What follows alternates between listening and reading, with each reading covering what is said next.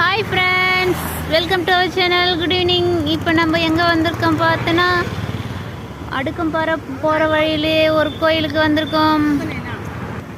ஸ்ரீ சாய் மாதாஜி திருக்கோவில். வாங்க உள்ளே இருக்குன்னு எப்படி பார்க்கலாம். ட்ரஸ்ட் கோவில் ஃப்ரெண்ட்ஸ். எப்படி இருக்குது வாங்க காமிக்கிறேன்.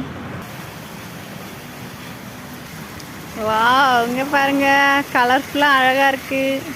இந்த கோவிலுக்கு யார் யார் வந்திருக்கீங்க கமெண்ட் பண்ணுங்கள்.